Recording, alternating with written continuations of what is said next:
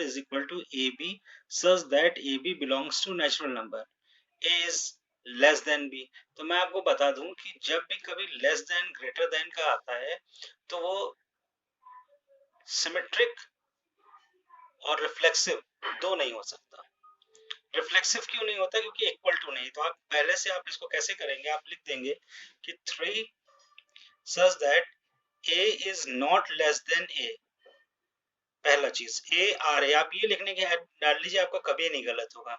A R A means A और A का relation हो रहा है फर्स्ट पार्ट के लिए, यानी A कर रहा हूँ रिफ्लेक्सिव में A आर ए। तो A इज नॉट, ये स्टेटमेंट ट्रू नहीं है, this is not true statement, therefore not symmetric, not reflexive, sorry. फिर बी पार्ट आता है हमेशा ए आर बी, और ये इम्प्लाई दैट करता है, या एक साथ लिखा करिएगा हमेशा ए बी आर है। तो हम चेक कर लेते हैं, A is less than B imply that B is less than A. तो ऐसा तो स्टेटमेंट नहीं हो सकता ना, ये तो बात सच है। कोई भी रॉन्ग स्टेटमेंट प्रूफ करना या किसी भी स्टेटमेंट को नॉट नेगेटिव प्रूफ करने के लिए हमें सिर्फ एक छोटे से एग्जांपल की जरूरत होती है। तो मैं लिख सकता हूँ 2 is this one and 3 is, तो ये नॉट है, therefore it is not symmetric। जो सिमेट्रिक नहीं है तो कंप्लीट हो गया। अब थर्ड की बात करता हूँ, ट्रांसटिव। ट्रांसटिव में क्या होता है? हमारे पास 3 एलिमेंट होते हैं, मैं आपको पहले क्लियर कर चुका हूँ। तो ट्रांसटिव में आपका आएगा A R P B R C, यहाँ पे एंड लगाइएगा, इम्प्लाई दैट करता है ए आर सी। अब ये रिलेशंस हमारे ये स्टेटमेंट प्रूफ कर पाते हैं कि नहीं, हमको ये देखना है। तो हमारे पास स्टेटमेंट क्या है? A is less than B and B is less than C। तो इससे imply that हो रहा है कि A is less than C, और ये स्टेटमेंट ट्रू है, therefore it is transitive। अब चूंकि यहाँ रॉन्ग स्टेटमेंट नहीं देना है तो हम डिजिट का एग्जांपल दें या ना दें कोई जरूरी नहीं है, हमारे क्वेश्चन का ये पार्ट कंप्लीट हो जाता है। 10th का जो सेकंड है रिलेशन दिया है, R is equal to A comma B such that AB belongs to real number A is less than equal to B। बहुत अच्छे से नोटिस करना, A is less than equal to B, it means जब पहला part आएगा तो आता है A R A। A R A means जो यहाँ पे है वही यहाँ है, तो आप लिखोगे A, और ये स्टेटमेंट ट्रू है। अब आप कहेंगे क्यों? क्योंकि यहाँ इक्वल टू भी लगा हुआ है, तो ये रिफ्लेक्सिव हो गया। ठीक है। अब आप कहेंगे नहीं सर, इक्वल टू नहीं है, ग्रेटर देन है, लेस देन है, दो दो कंडीशन है, बट एक कंडीशन तो फुलफिल हो रही है यहाँ पे, इसलिए ये ट्रू स्टेटमेंट कहलाएगा, ये रिफ्लेक्सिव हो जाएगा। But A R B transitive की बात करें, सॉरी सिमेट्रिक की, तो ए आर बी होता है imply that B R A होना चाहिए। तो अगर A is less than equal to B है तो B is not less than. अब यहाँ पे भी एक कंडीशन फुलफिल हो रही है बट बी भी नहीं हो रहा, तो यहाँ पे हम एक क्रॉस एग्जांपल दे सकते हैं कि 3 is less than equal to 3। यहाँ पे देखिए एग्जांपल हमें नहीं मिलेगा बिकॉज हमें इक्वल टू को फॉलो करना पड़ेगा। यहाँ पर हमें एग्जांपल क्लियर, यहाँ पर आपको ये चीज क्लियर हो। अब यहाँ पे आप सोच रहे होंगे सर यहाँ पे 3 और 4, यहाँ पर हमें इक्वल नहीं रख रहे हैं, यहाँ पे हमें अपोजिट है, जैसे 3 इज 4, तो ये कंडीशन नहीं फुलफिल हो रही है, क्लियर है, तो ये रॉन्ग हो रहा है, इसलिए ये नॉट सिमेट्रिक हो जाएगा, ये नॉट सिमेट्रिक हो रहा है बिकॉज हमें ये नहीं कंसीडर करना है। 3 is 4, 3 is less than 4 equal to, तो पहली चीज तो इक्वल टू ही नहीं है और ये क्रॉस पे भी नहीं हो पा रहा है, इसलिए ये ट्रांससिमेट्रिक नहीं। ट्रांसिटिव के लिए ये फुलफिल हो जाएगा, बहुत इजीली आप कर सकते हैं। देखिए A R B and B R C imply that A R C, आप लिखिए A is less than equal to B and B is less than equal to C, therefore A is less than equal to C. ये आप statement बहुत आराम से exam में लिखेंगे और इसी से आपको पूरा मार्क्स मिल जाएगा, कुछ एक्स्ट्रा एक्सप्लेन नहीं करना। ध्यान रखिए जब किसी चीज को नेगेटिव प्रूफ करना होता है कि ये नॉट रिफ्लेक्सिव है, नॉट ट्रांसिटिव है, नॉट सिमेट्रिक है, तब हमें जरूरत पड़ती है इन चीजों की। सिंपली आपका आंसर आ गया ट्रांसिटिव। क्लियर है? नेक्स्ट क्वेश्चन आपका आता है, थर्ड क्वेश्चन है आपका। थर्ड क्वेश्चन क्या कहता है आपसे कि इफ आर एक रिलेशन दिया है a comma B such that a minus B is divisible by 3, A B belongs to I, I मतलब इंटीजर। ये एक एग्जाम्पल है और इस तरह के आपको बहुत से एग्जाम्पल्स मिलेंगे।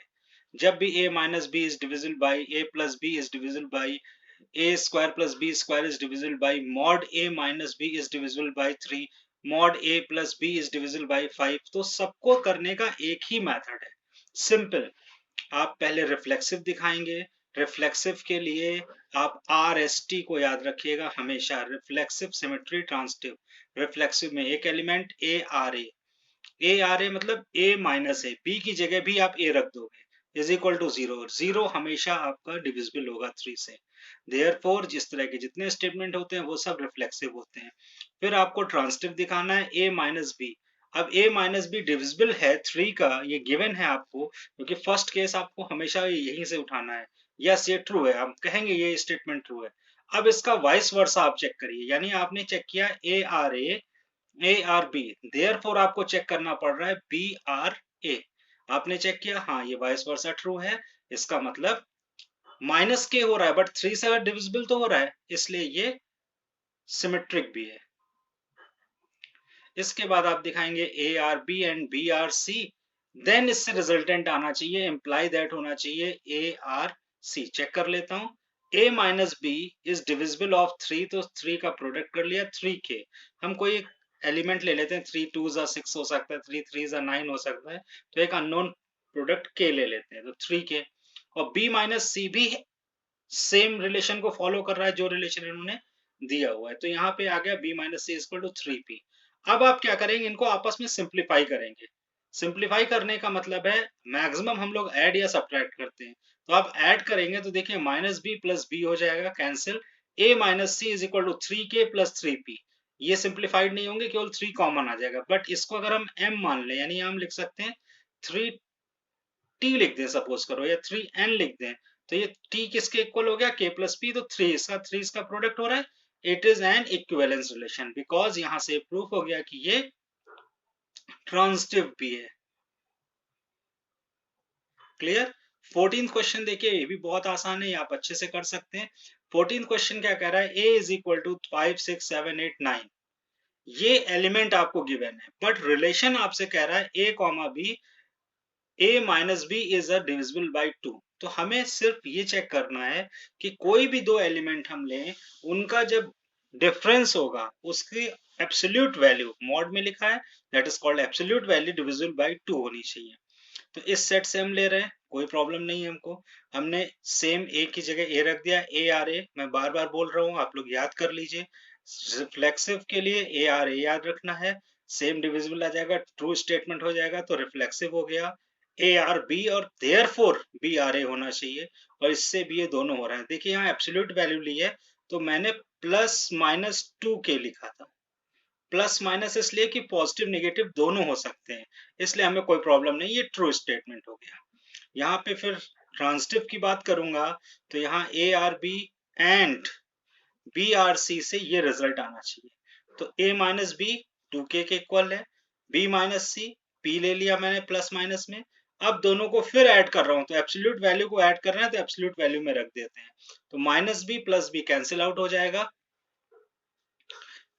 दोनों को मैंने ऐड किया है एब्सोल्यूट वैल्यू को यहाँ पर, तो यहाँ पे 2 कॉमन आ गया, प्लस माइनस का p प्लस के, उसको मैंने कैपिटल P नेम दे दिया। It is an equivalence relation, ठीक है, ये क्लियर हो गया। आफ्टर दैट ऑर्डर्ड पेयर कौन कौन से बन रहे हैं इस रिलेशन को फॉलो करते हुए, यहाँ पे ऑर्डर्ड पेयर आपका जो बन रहा है जिसका डिफरेंस जो 2 से डिविजिबल होते हो, वो आपको चेक करना पड़ेगा, तो आप डिफरेंस ले लीजिए, पहले 5 से चेक करिए, 5 6 का डिफरेंस 1 है, नॉट डिविजिबल, 5 7 का डिफरेंस 2 है, गुड, और 5 8 डिविजिबल नहीं है, 5 9 यस 4 आता है वो डिविजिबल है, तो आप सारे ऑर्डर्ड पेयर यहाँ लिख लीजिए, 6 8 7 5 9 5 7 9। अब इस ऑर्डर्ड पेयर के बाद आपको ये पता करना था, क्वेश्चन कह रहा है कि 6 किससे रिलेट हो रहा है, तो 6 रिलेट हो रहा है 8 से, तो आपका आंसर 6,8 आ गया। अगर वो पूछता कि 7 किससे रिलेट हो रहा है, तो 7 आता 7,5 और 7,9 से।